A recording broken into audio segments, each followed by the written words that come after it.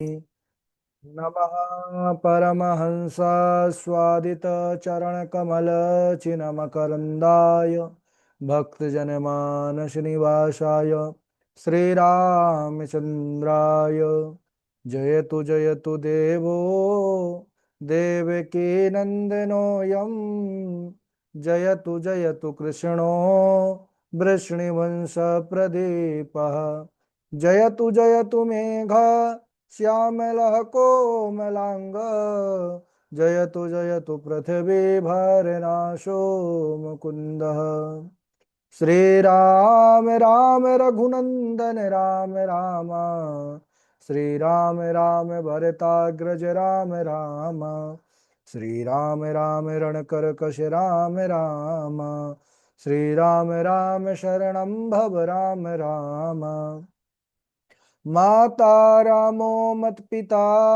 रामचन्द्रः स्वामी रामो मत्सखा रामचन्द्रः सर्वस्वं मे रामचन्द्रो दयालुर्नान्यं जाने नैव जाने न जाने श्रीलक्ष्मीनाथ समारम्भां नाथयामुनिमध्यमाम् अस्मदाचार्यपर्यन्तां वन्दे श्रीगुरुपरम्पराम् अंजनानंदनम वीरम जानकी शोकनाशनम कपीशमक्षहं तारम वंदे लंका भयंकरम भक्ति भक्त भगवंत गुरु चतुर्नाम वपुए इनके पद वंदन किए नाशत विघ्न अनेक श्री सीताजू के पद कमल जब लग हृदय नवास श्री राम भ्रमर आवत नहीं तब लगता के पास।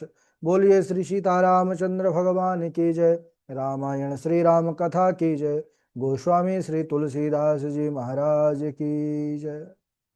परम मंगलमय परात्पर अखिलेश्वर अचिंत कल्याण गुणगण निधान सर्वेश्वर सर्वाधिपति श्रेष्ठ आचरणवान प्रजा के सुखदाता आनंद कंद भगवान श्री रामचंद्र कौसल्या आनंद वर्धन अवध नरेंद्र नंदन श्री रघुनंदन विदेह वन सबई जयंती जनक नरेंद्र नंदने भास्वती जगदीश्वरी माँ सुनैना की आंखों की पुतलिका विदेह जा जनक जा जनकाधिराज तनया जनक राज किशोरी वैदेही मैथिली श्री राम प्राण वल्लभा श्री जानकी जी। इन दोनों युगल सरकार श्री सीता रामचंद्र भगवान के पावन चरणारविंदों पर कोटशाह नमन नतमस्तक वंदन एवं अभिनंदन।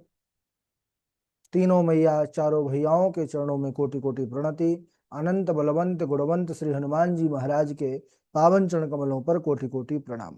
समस्त भूतादिक श्री राम मैं सब जग जानी करहूँ प्रणाम जोर जुग पानी।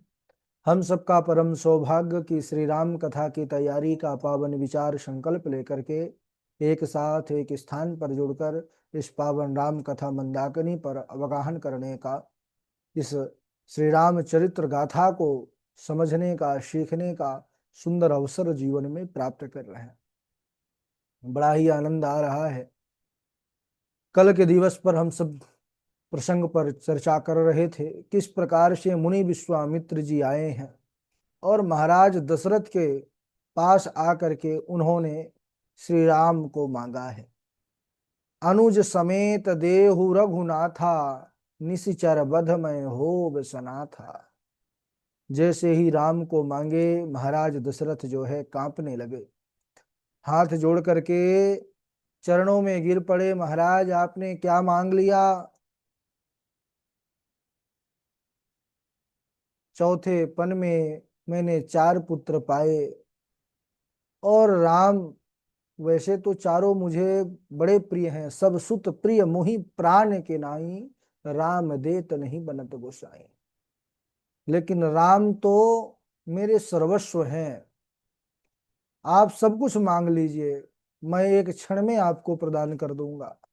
अरे राम अभी दुधमुहे बच्चे हैं, वो बड़े बड़े मायावी राक्षसों का सामना कैसे करेंगे? महाराज दशरथ का जो राम जी से प्रेम है वो पुत्रवत प्रेम है। लेकिन तब गुरु वशिष्ठ आते हैं, उन्होंने समझाया, तत्वदर्शी महात्मा, उन्होंने सब देख करके भविष्य का कहा कि महाराज जाने दीजिए, मुनि विश्वामित्र जी की कृपा से इनको ज्ञान की प्राप्ति होगी, बल की प्राप्ति होगी, और तो और हे माताओं, ये जा तो रहे हैं, आएंगे तो बहुओं को भी साथ में लेकर आएंगे, विवाह भी इन्हीं के संयोग से होगा। ओहो, तब भेज दिया है। जैसे ही भगवान ने प्रवेश किया है वन में, तुरंत ताड़का राक्षसी दौड़ी है भगवान की तरफ, एक ही बाण प्राण हर लीन्हा, अदीन जानत ही निज पद दीन्हा। भगवान ने एक ही बाण में उसका उद्धार किया, और उसको दीन समझ करके और उसका उद्धार किया। देखिए हमारे प्रभु श्री राम, इन्होंने बहुत, जिससे मानव का कल्याण होने वाला है, राष्ट्र का कल्याण होने वाला है, यज्ञ संस्कृति, इसकी रक्षा किया, इसका संवर्धन किया। और जो राक्षस लोग होते थे वह यज्ञ संस्कृति को ही विनष्ट करने में तुले रहते थे। रावण तो घोषणा करवा दिया था अपने जो है तो राज्य में कि द्विज भोजन मक होम सराधा, सब कई जाई करहु तुम बाधा। अपने जो राक्षस सैनिक थे सबको बोल रखा था, जाओ और यज्ञ आदि कहीं पर हो रहा हो तो वहां पर होने मत दो, बाधा उत्पन्न करो। और इतना ज्यादा असुरों का अत्याचार, आप कल्पना करिए कि किस चरम सीमा पर उन असुरों का अत्याचार रहा होगा, कि जहां पर भी देख लेते थे ऋषि मुनियों को यज्ञ करते हुए तो उनको, यज्ञ तो यज्ञ है, विध्वंस करते ही थे, ऋषि मुनि आचार्यों को भी भक्षण कर जाते थे, राक्षस हैं सब कुछ खा जाते थे। एक जगह पर जब हमारे प्रभु रघुनंदन राम ने देखा एक विशाल पर्वत, अस्थि का पर्वत यानी हड्डियों का, तब पता चला कि ये ऋषियों का है महाराज, जो राक्षसों ने खा खा करके इधर फेंका है मार करके। तब प्रभु राम अपने दोनों भुजाओं को उठाकर प्रतिज्ञा किए, निश्चर हीन करहु मही, भुज उठाई प्रण कीन, सकल मुनि के आश्रम जाई जाई सुख दीन। भगवान ने कहा कि मैं अवश्य जितने भी असुर हैं, राक्षस हैं, मैं सबका विनाश करूंगा। तो भगवान श्री राम यज्ञ की रक्षा कर रहे हैं, और वास्तव में जब यज्ञ की रक्षा होगी तो राष्ट्र की रक्षा होगी। अच्छा, बहुत लोग कहते हैं महाराज यज्ञ करने से क्या होता है? यज्ञ करने से इसके लाभ की तो इतनी बड़ी लिस्ट है कि महाराज कितना भी कहा जाए वो कम ही होगा। लेकिन जो लोग कहते हैं कि यज्ञ करने से क्या होगा, है ना, जो विशेष रूप से पुण्य कृपा प्राप्त होती है उसका, उसकी बात छोड़ते हैं। हम ये कहते हैं भाई, ये जो प्रकृति है, प्रकृति में रहते हैं, पृथ्वी को सब मानते हैं, जल को सब मानते हैं, अग्नि को, वायु को, आकाश को, क्योंकि ये पांच तत्व है ना, वैज्ञानिक भी इन तत्वों को मानते हैं।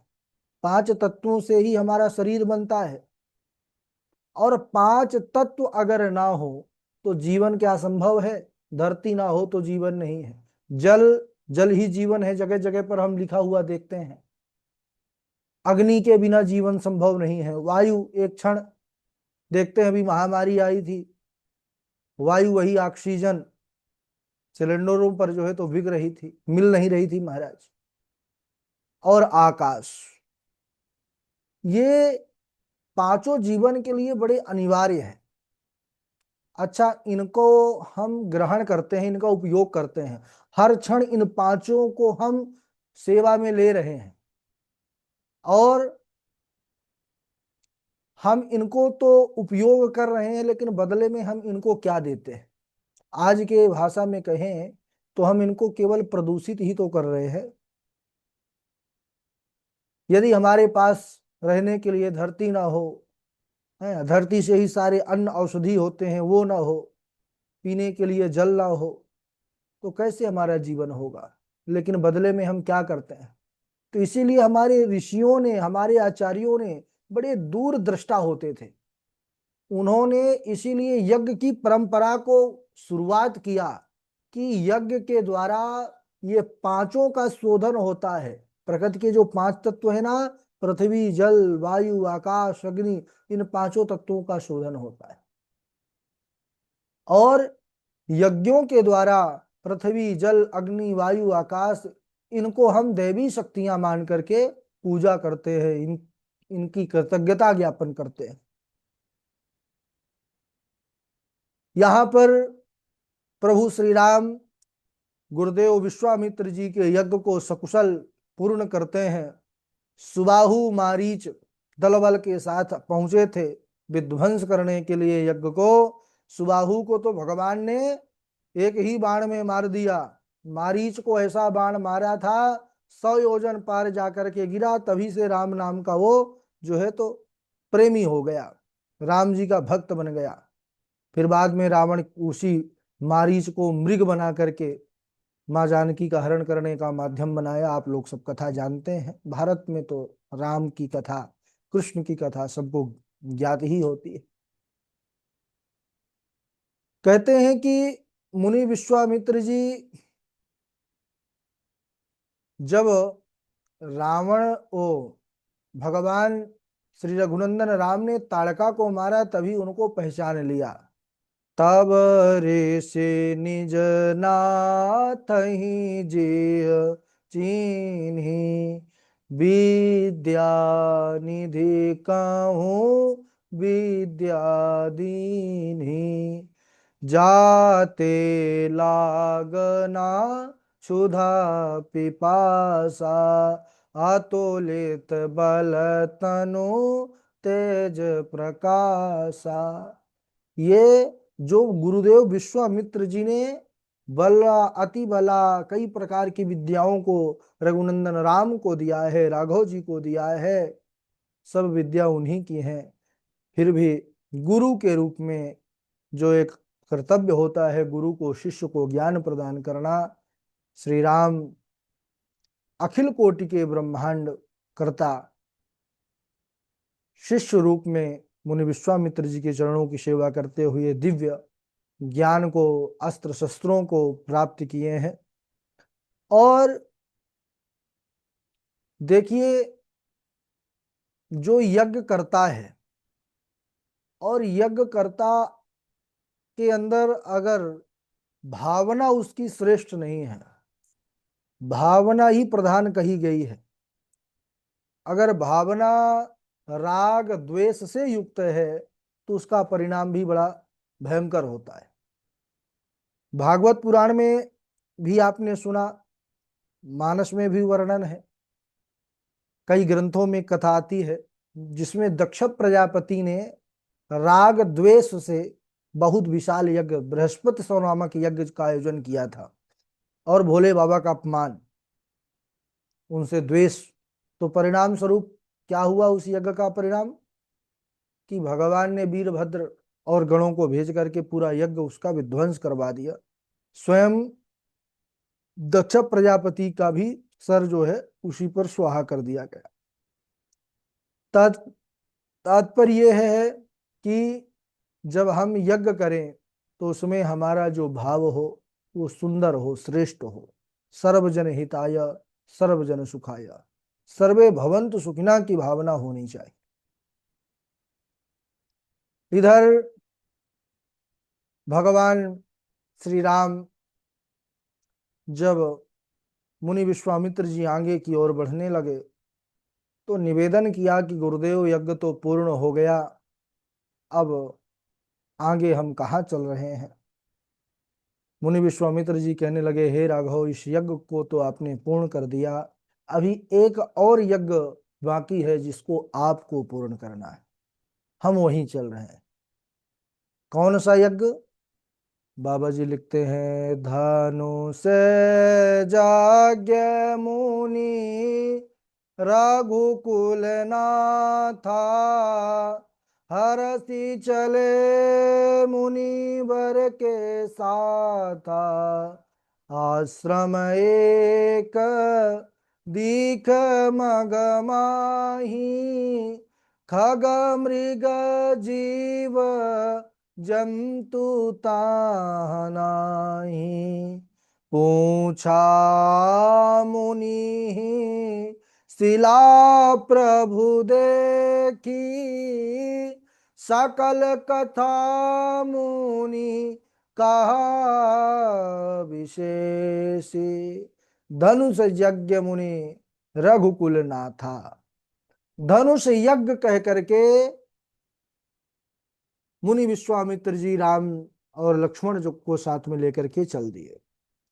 अच्छा, थोड़ी ही दूर चले थे, एक ऐसा स्थान, विचित्र स्थान मार्ग में पड़ा, जिसको देख करके श्री रामचंद्र जी जो है ठहर गए। उन्होंने कहा, हे गुरुदेव, ये कैसा विचित्र स्थान है, कैसा आश्रम है। ना यहाँ पर कोई पशु पक्षी है, ना यहाँ पर कोई मनुष्य है। ऐसा लगता है कि यहाँ पर पहले श्रेष्ठ साधक संत जो है निवास किया करते थे, और यह संपूर्ण आश्रम इस समय वीरान हो चुका है। क्या इस आश्रम का वृत्तांत है, कैसा ये विचित्र आश्रम दिख रहा है। जब श्री राम जी ने मुनि विश्वामित्र जी को यह पूछा, जिज्ञासा प्रकट की, मुनि विश्वामित्र जी जानते हैं प्रभु श्री राम के स्वरूप को, प्रभाव को। कहते हैं, हे प्रभु, वैसे तो आप सब जानते हैं, तुम सब जानहो अंतर्यामी, फिर भी मुझसे पूछ रहे हैं। तब वह सारी कथा बतलाते हैं। पूछा मुनि शिला प्रभु देखी, सकल कथा मुनि कहा विशेषी।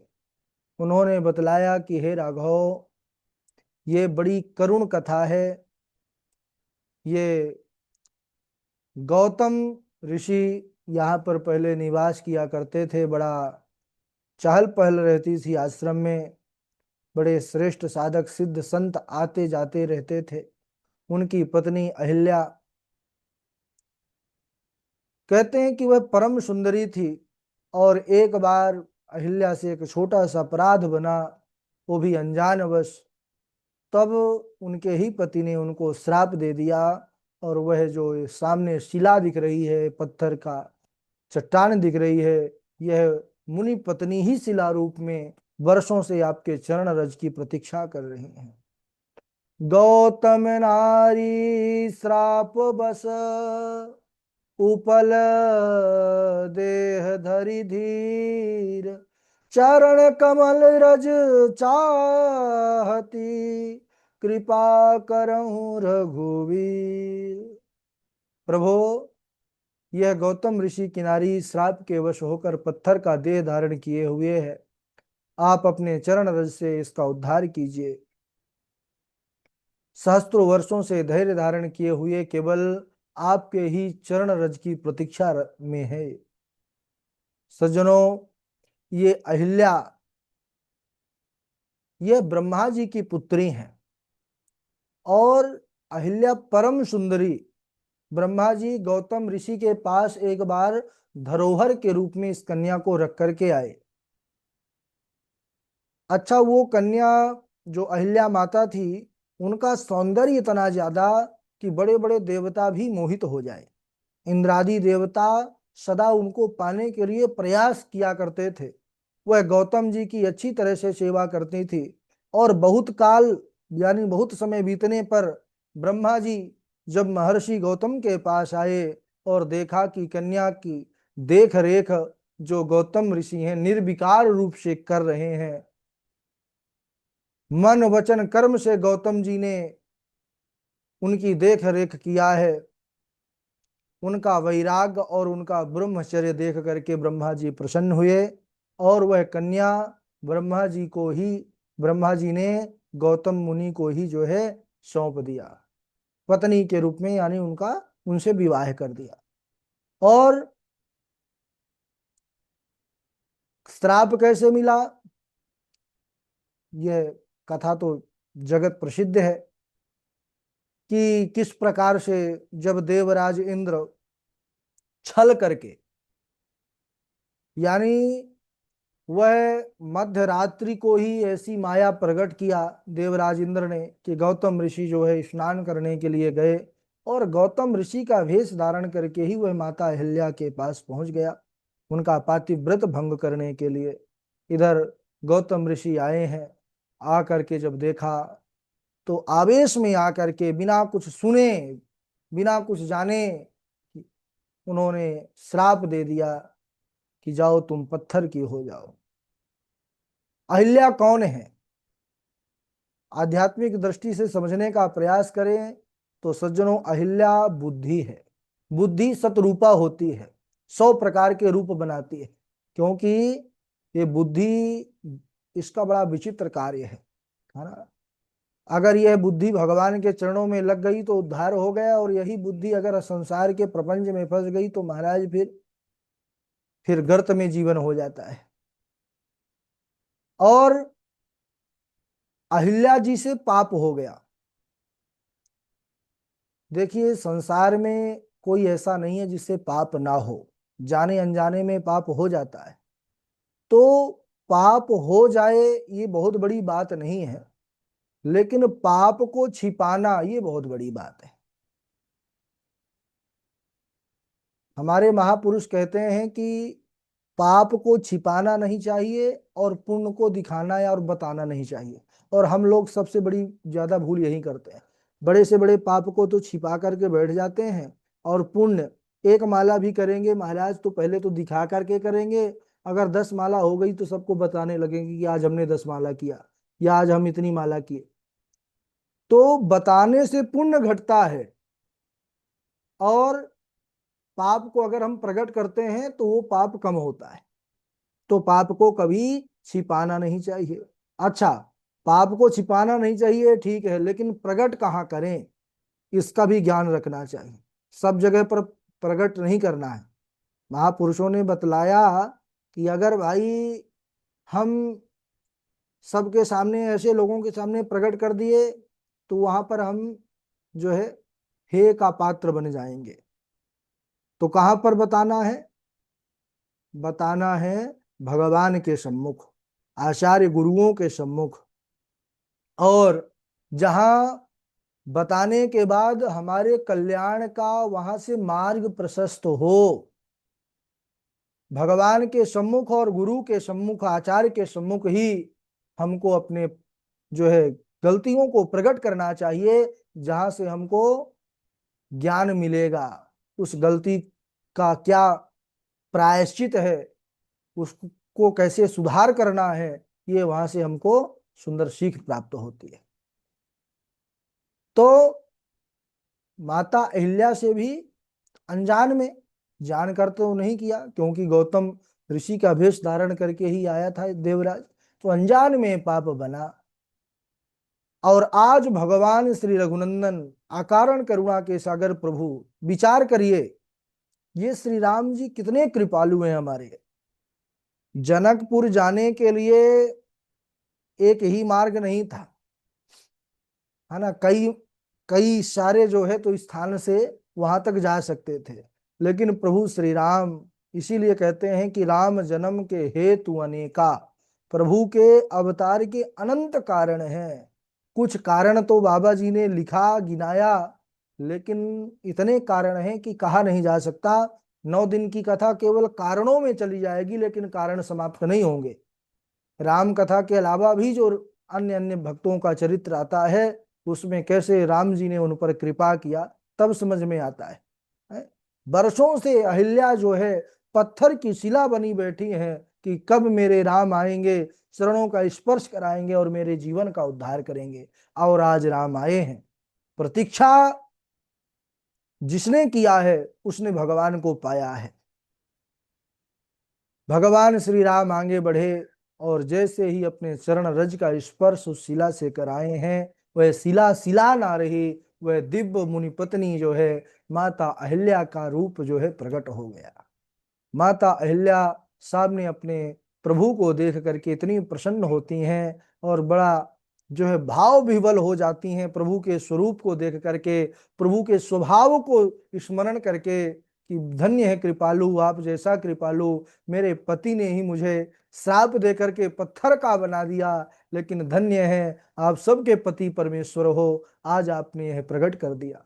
आंखों से आंसू की धारा बहाती हुई माता अहिल्या बड़ी सुंदर स्तुति करते हैं। मानस में बड़ा उत्कृष्ट ये चरित्र है।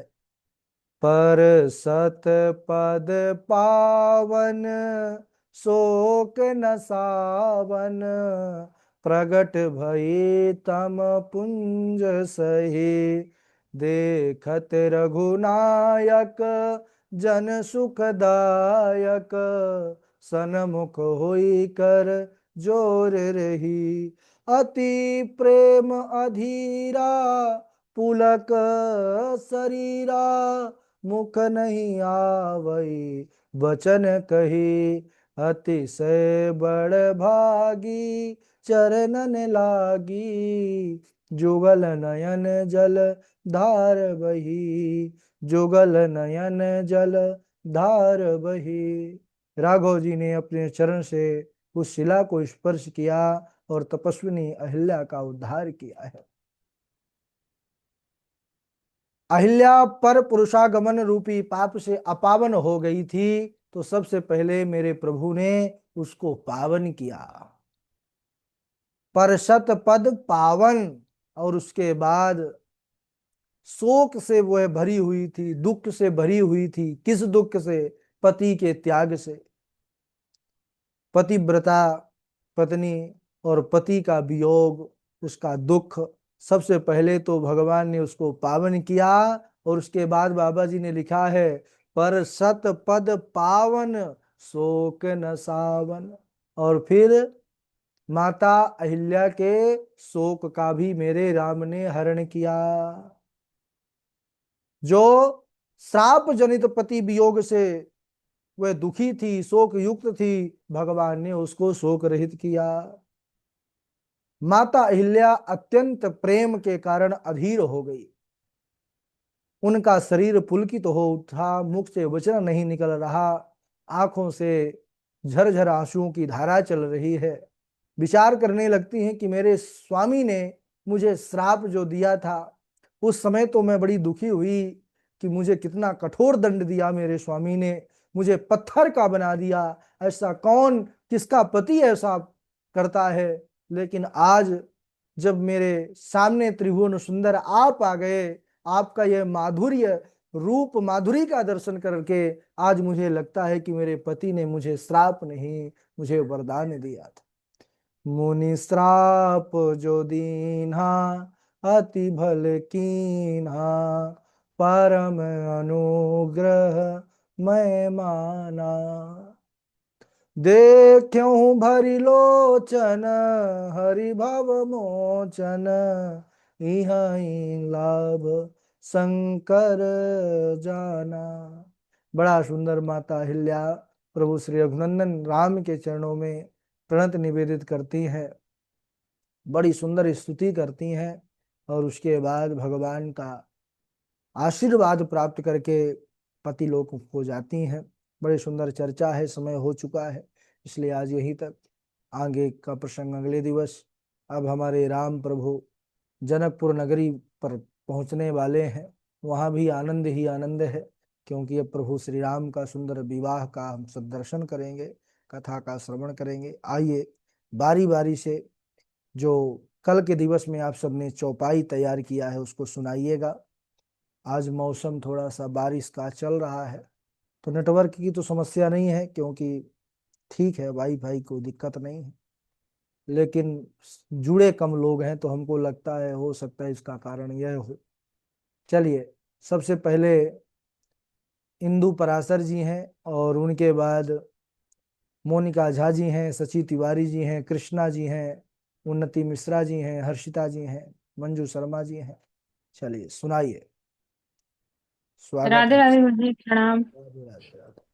एक ही बान प्राण हर लीना, दीन जानिते ही निज पद दीना, द्विज भोजन मख होम सराधा, सबके जाई करहु तुम बाधा। निशिचर ही न करहु मही, भुज उठाई पन की। सकल मुनिन के आश्रम ही, जाई जाई सुख दी। राधे राधे गुरु जी।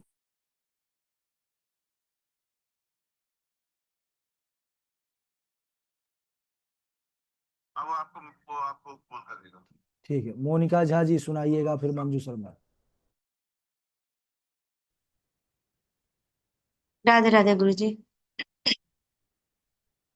गांधी तनय मन चिंता व्यापी, हरि बिनु मरहि न निशिचर पापी। अनुज समेत देहु रघुनाथा, निशिचर बध में होव सनाथा। सब सुत प्रिय मोहि प्राण की नाई, राम देत नहीं बनत गोसाई। एक ही बाण प्राण हरि लीन्हा, दीन जाने तेहि निज पद दीन्हा। राधे राधे गुरु जी। हाँ राधे राधे राधे। राधे गुरु जी। हाँ सुनाइए। राखहि गुरु जो कोप विधाता, गुरु विरोध नहीं को जग त्राता। मार चरित शंकर ही सुनाए, अति प्रिय जानी महेश सिखाए। बार बार बिनवऊ मुनि तो ही, जिम यह कथा सुनायहु मोहि। तिमि जनि हरिहि सुनावहु कबहु, चले हूँ प्रसंग दुराए हूँ तब हूँ। राधे राधे गुरु जी, प्रणाम। हाँ राधे राधे। हाँ सुनाइए कृष्णा। राधे राधे गुरुदेव। राधे राधे। सब सुत प्रिय मोहि प्राण की नाही, राम देत नहीं बनत गोसाई। एक ही बाण प्राण हर लीना, दीन जानी तेहि निज पद दीना। द्विज भोजन मकहोम से राधा, सबके जाई कहू तुम बादा। निशिचर हीन करऊ मही, भुज उठाई पन कीन। सकल मुनिन के आश्रमन ही, जाई जाई सुख दीन। राधे राधे गुरुदेव। हाँ राधे राधे। और कौन है जो अभी तक नहीं सुनाए, सुनाइए। जी गुरु जी, मैं सुना देती जी मंजू शर्मा जी सुनाइए, फिर अर्शिता जी। हूँ। जी गुरु जी। काम कोटि छवि श्याम शरीरा, नील कंज बारद गंभीरा। अरुण चरण पंकज नख ज्योति, कमल दलन है बैठे जन मोती। रेख कुलिस ध्वज अंकुर सोहे, नुपुर धुनि सुनि मुनि मन मोहे। ये या उहाँ दुई बालक देखा, मति भ्रम मोर की आन विशेषा। देखी राम जननी अकुलानी, प्रभु हंसी दी मधुर मुस्कानी। चारों ही बालक सुंदर थे, चारों ही रूप मनोहर थे, फिर भी वो कौशल्यानंदन चारों में सबसे बढ़कर थे। जय जय सिया राम। राधे राधे। हाँ राधे राधे। हाँ, हर्षिता जी, शशि तिवारी जी।